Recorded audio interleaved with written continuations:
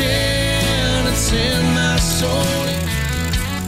Welcome to the Salt Strong Podcast, disrupting fishing entertainment as you know it. Prepare to laugh. Prepare to get to know fishing legends in a whole new and unfiltered way. And on occasion, you might even learn a thing or two about fishing. Here's your host, Joe Simons. Like diamonds. Divorce. Hey everybody, Joe Simons, like diamonds, back again with Salt Strong Unchurched. This past week, I went up to Atlanta, Georgia, and about every 9 or 10 years, I get together with all my old fraternity brothers. I went to school at Georgia Tech, if you don't know my background, and I was a Ramblin' Wreck from Georgia Tech and part of Sigma Chi fraternity. And, I'm a Florida boy, so when I went up to Georgia Tech, I didn't know a single person, literally. And, fraternity was a great way to meet people. I've talked in the past about, relationships, which we're talking about here today, between a man and a woman relationship. And, I just met some of the best people, some that, I see all the time, meaning, at least a couple times a year that are some of my literally best friends. And some just great acquaintances, but either way, I try to make it always just to be purposeful about it, to get up there about every 9 or 10 years. So we say if it's at least been 10 years, we're making an excuse and we're getting a kind of a guy's trip together. And Georgia Tech happened to play Miami during homecoming game. If you guys saw that, Georgia Tech actually won and upset Miami. Kind of a pretty brave and bold move to put Miami on your schedule for homecoming, but it worked. And so I said, man, what a great excuse. So we all came in and quite a few of us flew in for it. A lot of the guys that went to Georgia Tech were local Georgia boys and kind of live in and around Atlanta or the suburbs there. And, we had, 20 plus of us all meet up. It was just fantastic. And so I'm 40, just turned 46. So most of these good friends are anywhere from 44 to 46, 47. And 10 years ago, we were on our mid 30s. And at that time, I had one young daughter and another one on the way. And what's interesting is that whole crew I think almost 100% of them were still married. And a couple hadn't been married yet or were getting serious about it. A couple already had some kids. But there was no divorces in our mid 30s at all that I can recall. And whoa, a lot changed this year. So, and I'm going to start off by saying, one, I'm not going through a divorce. If you're waiting to hear me drop that bomb, so it's not me.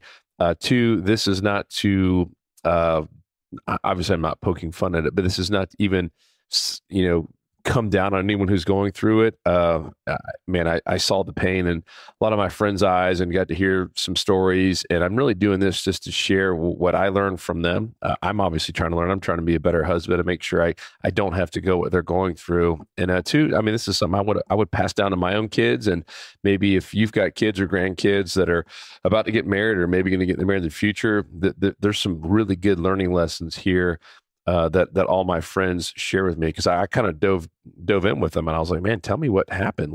And I said, I want to make sure I avoid some of these things, and so I can pray for you. And quite a few of them opened up, but I'll start with the big picture in terms of the trends I heard from all of my friends. And it was crazy. It wasn't just one or two; it was a lot.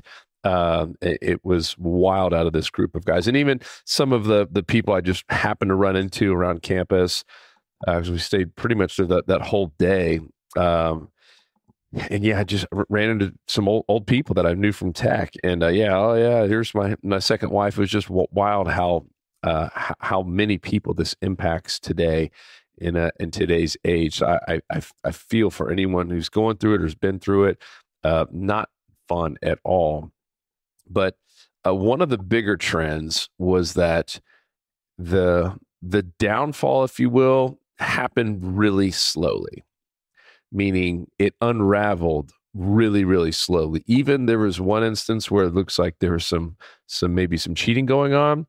That didn't just happen one night, right? It wasn't just the perfect blissful marriage and then that happened. No, it was many years of of one of them not showing up and one of them not communicating and one of them not being there when they needed to be there. It was many, many years of these little just kind of nicks, right? Think about for us fishermen, right? It's just little small nicks in that line. Braid, mono, doesn't matter, but it's just small little abrasions, right? Over and over again before that thing finally popped, right? Before it all kind of unraveled and broke. And that was a trend amongst all of them. They're like, yeah, like looking back, like I should have known 3-4 years ago. And, when she came to me, cause I'm hearing it mostly from the guy side, right? About this. And, every one of them had that same story that, yeah, like I knew something was kind of up way back when, and we just didn't really address it. And so knowing that, every one of these guys, literally everyone was telling me that it all started happening long ago and they didn't really address the problems. But one of the other mistakes they made was hoping and praying that there'd be a quick fix. And I think that's part of the downfall and maybe why there are so many divorces. I think, and this is, I don't know how we unwire ourselves to do this because it's how we're wired. We all want a quick fix, right? We all want fast food. We all want fast internet. We all want everything fast. We want to get paid fast. Everything has to be fast these days. We kind of demand it, right? I mean, Amazon, can you imagine if all of a sudden they said, hey, we're going to start getting things to your house in 10 days? Like it would be chaos. People would revolt, right? We all want stuff so fast. And every one of these guys was like, yeah, we finally got to kind of start going to church, and we were trying to, get counseling and hoping that was going to fix it real quick. And obviously it didn't. And so I think the lesson learned there too is if you do want to repair it, maybe you're in that situation where there's some serious tension and you almost feel like, man, there could be a chance of divorce. No, and this is good and bad. Know that it's not going to get repaired overnight, that just like it unravels over time, usually many years, it also has to get mended back and repaired back over quite some time. It's not like a fishing knot in that instance where you just in 30 seconds tie a brand new knot and you're all back to normal. These are human relationships. We have to repair that stuff. Now, the other trend, and this is where it kind of ties into unchurched, is not one of these people had any sorts of church, unchurched, like you're listening to at this podcast, Bible groups, any kind of like, and I'll even just say, any kind of religious groups, God, Jesus. There wasn't much talk in the relationship about that until things started getting really, really bad. Some of them then finally said, hey, maybe we should try this whole church thing out. But once again, they were looking for a quick fix, and it was at that point really kind of too late. And I thought that was interesting. That was one of the things I chatted with my wife. I was like, man, we got to make sure we put God first in our life and be around other good, godly Christian people. That certainly does not mean that just because you go to church or listen to church that you're not going to get divorced ever. No, you still got to it's a relationship. You got to put time in regardless. But I do think, just from what I saw from my friends, all of the ones who have been divorced and a couple even going through a second divorce, 100% of them were not going to any church. We're not really around a ton of godly Christian people. And the ones that seem to at least have happy marriages and were still married, all had some sort of group, whether it be a church or small groups or, listening to things like this where they're discussing, God and Bible, and just really around good people with high morals, better values, etc. So I thought that was pretty interesting. The other kind of the big one was the communication part, and I think with any relationship that is absolutely critical. And like, for instance, I recently with my own wife, she came home. It was about a week ago. And you could tell she was just stressed. And this is when men need to do a better job of reading their wives and not pushing, because I used to do the opposite of what I'm about to tell you. And you could, you could see it. My wife, works at a clinic, and some days are better than others with some of the patients. And I could just sense that there was this stress, and just she was not in a good mood. And I was like, and I had actually had a good day. So I'm like, hey, babe, like, how was your day? And she's like, not good. I'm like, okay. And normally I would start like, because I'm curious, like, hey, like, let's talk about it. I want to be a good talker. And so even though women like to talk, they don't always like to talk at that exact moment. Some of them everyone's wired differently, right? And some of them need to kind of have that 10-minute break by themselves without talking. Some don't want to talk about it now. And so I said, hey, do you want to talk about it? And she goes, no, not right now. Thank you. And that was it. Normally, let me tell you what I would have done. I was like, well, I would almost get defensive. What do you mean? Like, I'm your husband. You can't even tell me about your day. And then that would make it even worse. And then all of a sudden now I'm the jerk. And I've now realized even just communicating like simple things like that, when I can kind of read her, I'm like, hey, like, is this a good time to even talk about it? Cause I want to hear it. And the opposite would happen if you showed no interest. Then all of a sudden you're the jerk again. Like, oh my gosh, I told him I had the worst day ever. He didn't even want to hear about it. But I'm being serious. This is how a lot of these those are the little nicks, right?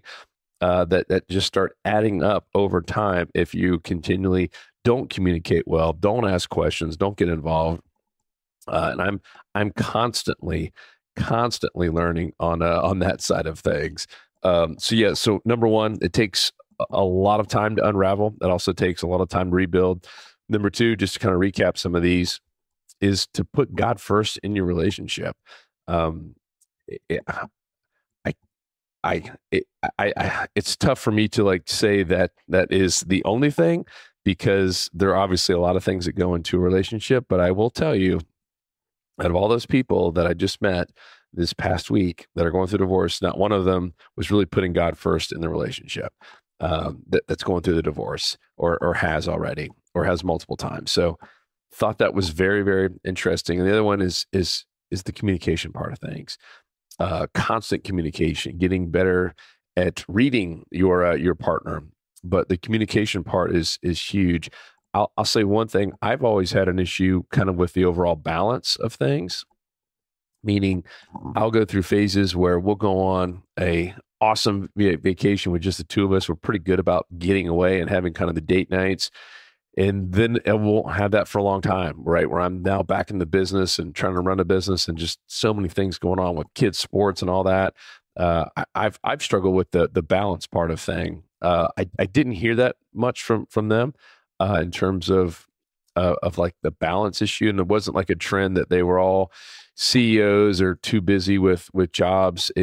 A lot of it just came down to being there, to doing the right thing, being better listeners, and just loving on their spouses. It's really easy to kind of get in a fight and get in kind of a grudge and be like, oh, well, they did this to me, and so I'm going to show them, and I'm not going to give them any love back. That usually doesn't work. And it's not a recipe for long-term success from what I found. So many times, I've had to take on the high road. My wife has, and just that apologizing first and genuinely apologizing first, right? Because it's a relationship. You're going to have fights. And I found anytime I can just do that and just kind of like, all right, you know what? I did screw up here. And many times I still might think that she kind of screwed up first, but just admitting that first and I'm genuinely apologizing and spelling out what I'm sorry for, not just saying I'm sorry, just say, I never should have said that. And as soon as I confront that, it's just like, boom, all that anger, all the emotions just kind of like fall down and things get better really, really quickly. So for me, I think my biggest lesson that I would share with my kids is just that communication. I mean, and same in the business, right? It's about communicating. Any similar relationship with partners, vendors, all that. It's about communicating and setting very clear expectations, right? I mean, let's look at the employee-employer relationship. The ones that have failed in my career are normally when the communication barrier is broken down and there was very unclear expectation of who's doing what and what's expected of that job. What does success look like, etc. So I want to leave you with that. I didn't want this to be a long, drawn-out one. It's not a fun topic, and if you are going through it, man, I certainly will be praying for you. Hit me up if there's any questions or thoughts, or if you have been through it and there was lessons that you learned. I think next year I'll probably be doing more and more on relationships.